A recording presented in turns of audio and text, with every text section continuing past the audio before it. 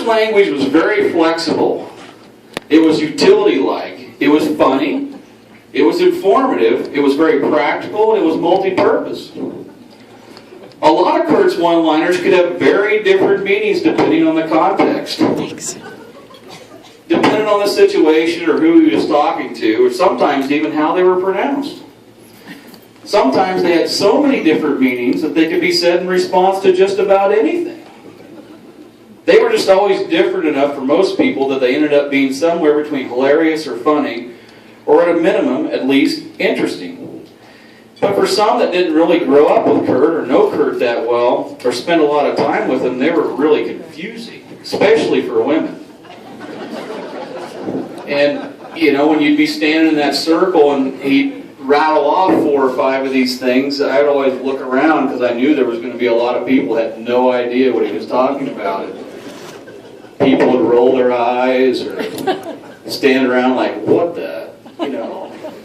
But there was always 1 or 2 people that knew what was going on, and they were just laughing like crazy. So everybody just laughed.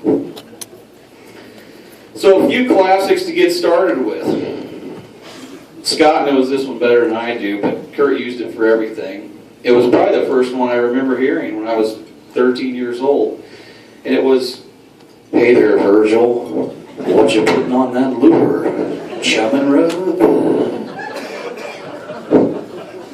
So those that aren't fishermen, Virgil Ward was an all-star bass fisherman in the 80s.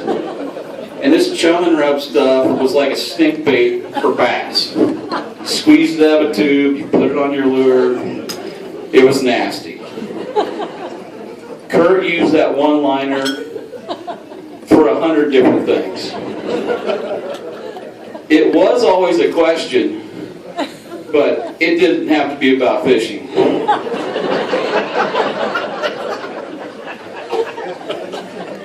And I wrote down like 20 bullets that I'm not even going to say, but in the end, the question was, "Hey there, Virgil. What you putting on that lure? Chum and rub?" Just for smell. That was another one. And this one's really close to me because I was there the minute that this one got originated. So Kurt, he wasn't always a ladies' man exactly. He was more of an Al Bundy. But I started dating my current wife my freshman year of high school. And Kurt was a sophomore, and so I was conscientious. You know, I had things like deodorant, and hair gel, and conditioner, you know, basic hair and skincare products in my high school locker. Kurt had 2 bars of Kramer Cheesy Lye soap. That was it. The standard issue, you've all used them if you played athletics in Kansas. And they're, I mean, sandpaper's an upgrade for what these things are. But one day after football practice, he comes over kind of like he was going to buy drugs from me or something. He's like, "Hey, Nainer, let me get some of that hair gel." And then he says, "Just for smell, just for smell." So, you know, needless to say, Kurt wasn't going to have any bubbly, lavender, whatever, hair gel. So I supplied him hair gel for the next 3 years, and he used it every day, and he'd say, "Just for smell." But the point is that from that day forward, anything could be just for smell. I mean, it could be putting a hat on, or a pair of pants, or pass the Tabasco, or give me some more peppers, or just barbecue on the ribs. Everything was just for smell. And then he had some ones that very few people knew what they meant, like this one, which is totally off the wall. He just leaned back, usually after taking a bite of something to eat, and say, 73 before the rains. What in the world is this? So, oddly enough, my dad loved to watch Taxi, so I knew what this meant. But it was off an old Taxi episode where that crazy Jim, Christopher Lloyd, I think was his name or something like that. But for those of of you who saw this episode, you'll never forget it. But there was a cookie baking contest they had at Taxi. And Latka, that guy, he made cookies. Well, he put coca leaves in his cookies. When Jim was a recovered drug addict, and he'd always log in, Jim's real dry. And everybody loved Latka's cookies, and they kept asking for more and more and more, and nobody knew what the deal was. Well, they were full of cocaine. And, Jim took a bite, and they asked him, Jim, what do you think? And he's like, 73 before the rains in Colombia. This has no play on drugs or anything, but from that day forward, Kurt would take a bite of a cookie or a brownie or anything. 73 before the rains.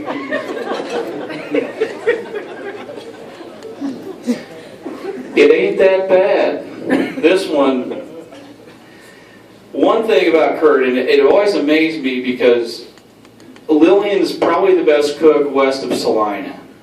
I mean, maybe in Kansas, I don't know, but she can really, really cook. And I'm not talking about like tacos and fried chicken and mashed potatoes and things everybody makes. I mean, like, she'll make some kind of German casserole of 5 cheeses and different elbow noodles and hamburger and pulled pork. I don't even know what all she puts in this stuff, but... Hey, Dane, correction, she is the best cook. Okay, I knew somebody would say that, but it's true. Thank God. Absolutely amazing food in Dresden. And so Kurt grew up on that full ration, but Kurt would put anything in his mouth that was food if he was hungry. I mean, really, some guys would take a little bit of dog food or a little treat or something as a joke. Kurt would eat anything. If he was hungry, he would eat things that, you'd never dream of putting in your mouth. Yeah, I mean, it didn't matter. And he liked it, too. It wasn't like he was just doing it to show off. I mean, he wouldn't just take one bite. He'd sit there and eat whatever it was. But he'd always, people would be standing around and like, Kurt, you're not really going to eat that, are you? And he's like, yeah, why wouldn't you? I'm hungry, And he'd eat some of it. And of course, everybody's watching. And he'd eat some and just kind of get that grin on his face and kind of like he was tasting it and clap his lips together. And he'd just look and say, it ain't that bad, really. So anything could not be that bad. Smooth as easy cheese. This was a good one. So Don Sulzman always fed his cats cheese. He said that they needed the extra protein, claiming that it was a necessary performance enhancement for the extra power required for his feline leaders to dominate their Dresden pride groups.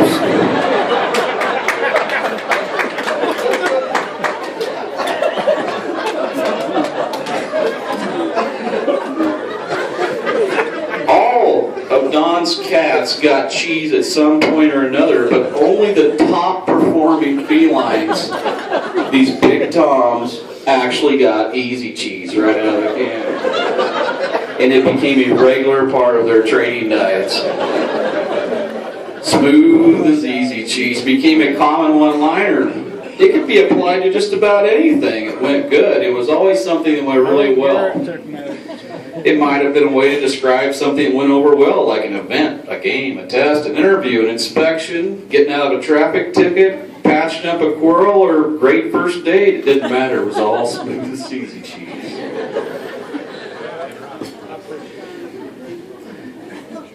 This is a location joke, and I think a lot of people didn't know this one, and it's humiliating to tell it because Scott's probably going to still accuse me of lying even tonight.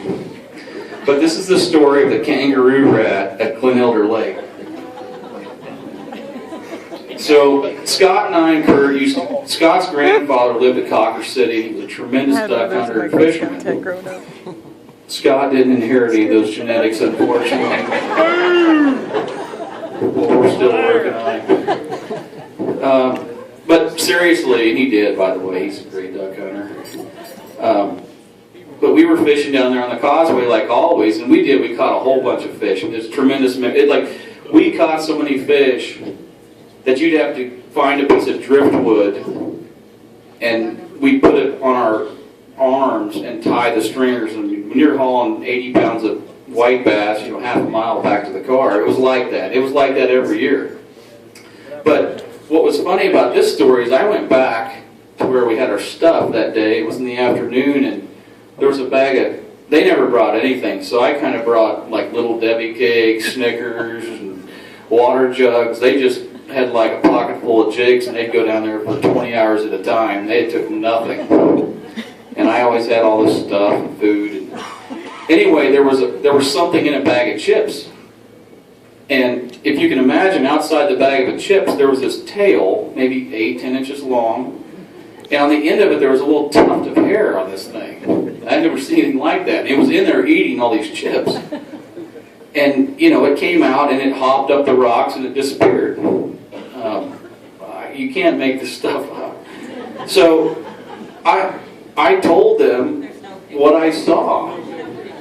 And they laughed so hard, they couldn't even fish. They were just, whatever, Well, I was determined. I go home, this is long before the internet. This would have been probably 1989, 1990 time frame.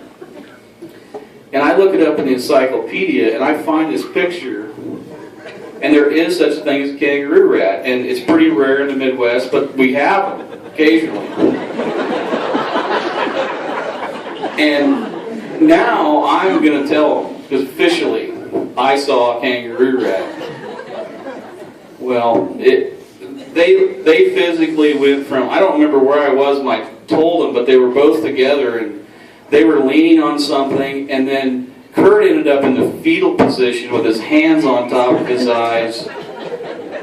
It's probably the hardest I've ever seen him laugh. And everybody was sober too. It was just that funny to them. But from that point forward, if something was completely unbelievable, I'd be talking to Kurt on the phone, and somebody to do something like walk across the Grand Canyon on a high wire or something. He's like, "Did you see that?" I said, "No." He says, "Well, it was pretty damn cool, but there's no freaking kangaroo." And that's just how I used it. And then, and I don't know who came up with this. I'm sure this is like 3 or 4 generations old, but the one-liner was about like that. And I think it was a fishing thing originally, but it was a standard unit of measurement for Kurt. And there was a way you had to say it. You didn't just say about like that. You kind of had to lean back, put your hands out, and say, about like that.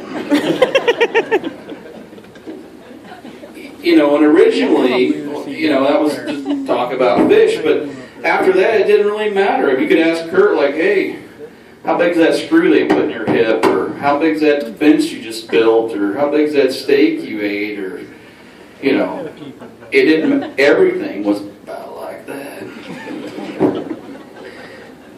Cat talk. This is my personal favorite. Thanks. Cats were, and this was definitely genetic, but cats were absolutely kings at Donald, and they probably still are. I didn't see one there today, but there were probably 20 of them locked up in the shed. But they were kings. And Don cared for these cats literally like they were royalty, and nothing was too good for the cats. But Don was really creative, and he had all these crazy one-liners about things he'd say to make his cats feel better. And the way that Don described his cats is something that Kurt really enjoyed. And a lot of times we'd have dinner there after going deer hunting or after a football game or whatever, and we'd sit down. Kurt had heard them all 1,000 times before, and Don would sit there and talk to those cats, and Kurt would slowly roll off of the couch laughing. But cat talk had nothing to do with the words or even the one-liners. It was more of a way that you communicate than what you said. So really anything could be cat talk. And I will say, I've made a note here, this unique form of communication was almost entirely retained by the Sulzman men only. And since I've all heard them cat talk, I can confirm that they're all professionals in this area. And it's contagious, and a lot of people have tried to do cat talk. And if you're not a Sulzman or a Turkin, you can't do cat talk. So I guess, even though it came from Don, it's a genetic thing from Lillian. And I'm no good at it either, but I had to write a few things down.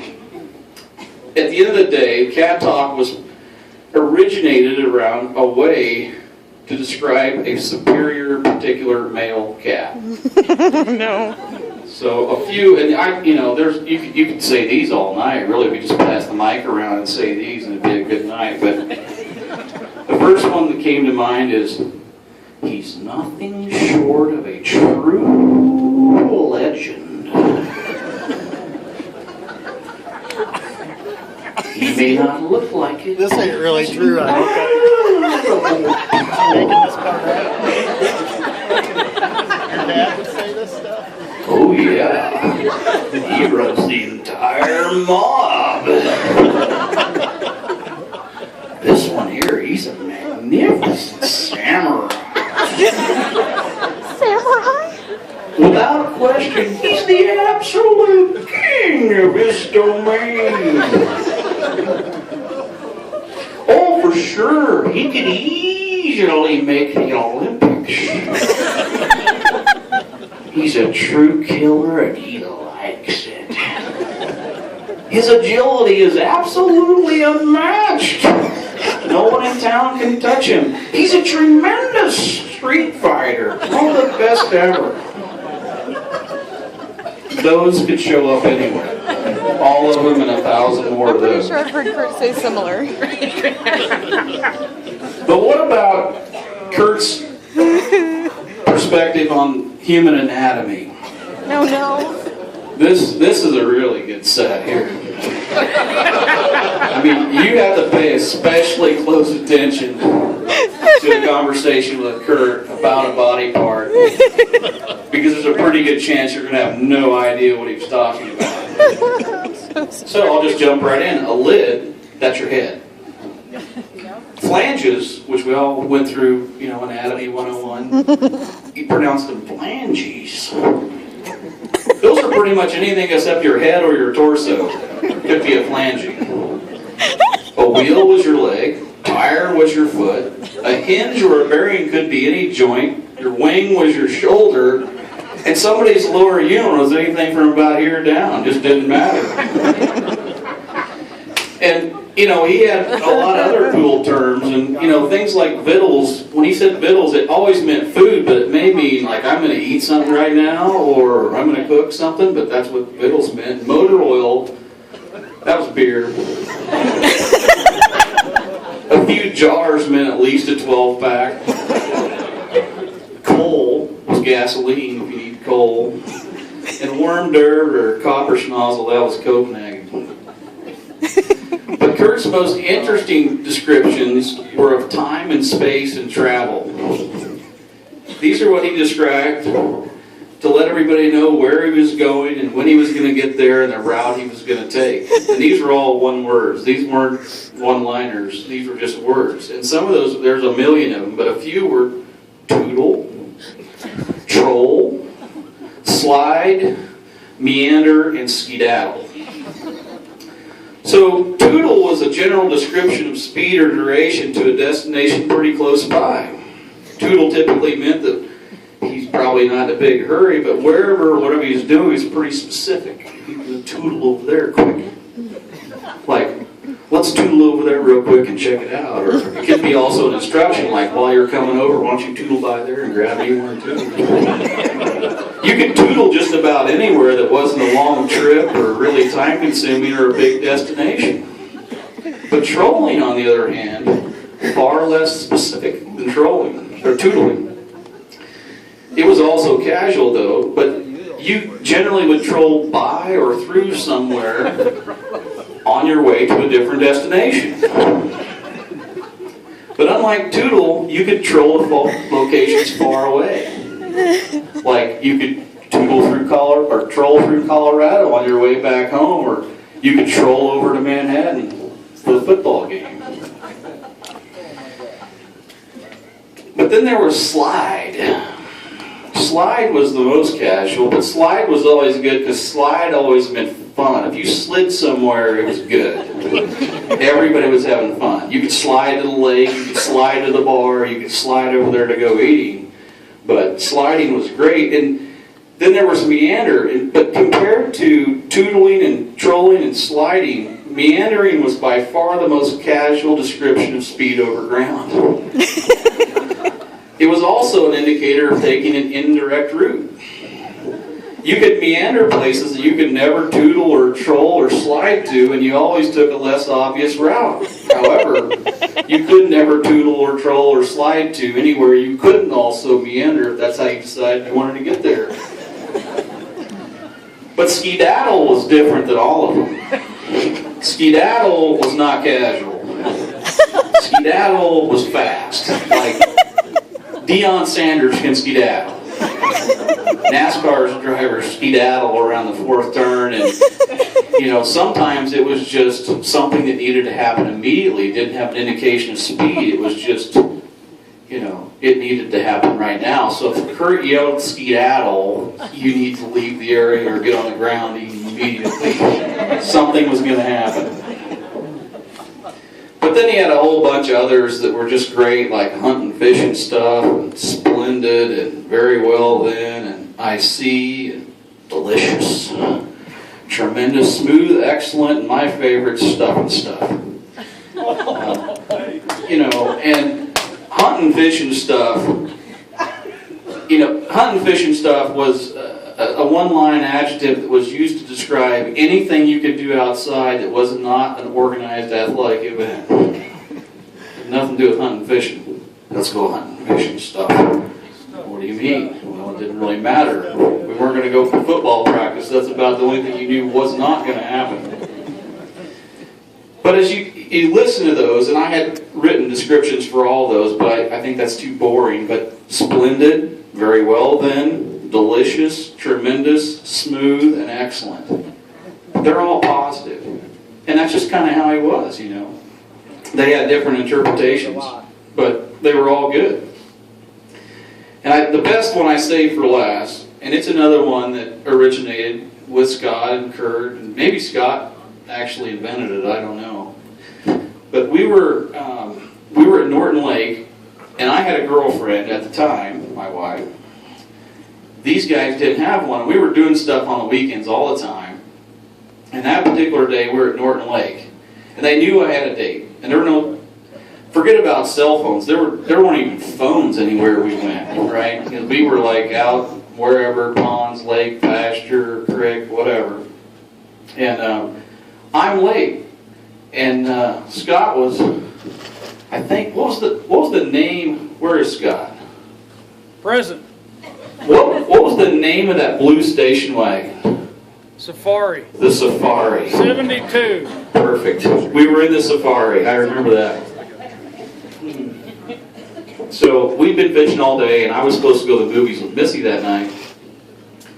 And it's getting dark, and Scott's driving, and we're on this end of the lake, and Hoxie's this way, and we go that way. And they're like, Scott's like, well, we're just gonna check out the dam real quick and make a few casts here right by the parking lot. Okay, great. I'm screwed already, so I can deal with another 15 minutes. Well, an hour and a half later, they're halfway down Norton Dam, and I'm pissed. And I'm yelling, guys, we gotta go. I was gonna hotwire. Scott took his keys. I was just gonna leave them. And I'll never forget. And it had been going on. Like every 15 minutes, I'd yell, and they were laughing. They thought it was so funny. And Kurt would say, 5 more casts, Dane, 5 more casts. And it went over and over and over again. So, needless to say, and although I was late that night, I made it, she waited, and everything worked out. And, things were good, but since that time, 5 more casts officially made the Sulzman Library of Terms. And I always laugh when I heard him say it, but just like all the other terms and one-liners, 5 more casts is also multi-purpose. But it was generally described, a way of describing a casual delay, or a late departure, but it still represented official notification. I'm going to be late. So this is the heavy part, and this is what I think 5 more casts means today. It means I'm coming, I'm just not there yet. It means I'm not done yet, I just need a little more time. It means that while I may be joking, I won't forget any of you. It means any minute something really spectacular could happen. It means while you aren't going to get there on time, you will all get there in time. It means you should have a lot of fun along the way. It means don't get in a hurry. It means trust me. It means it's going to be worth the wait. And it most definitely means that I am coming and I will see you again there together. 5 more casts, Kurt. Thank you.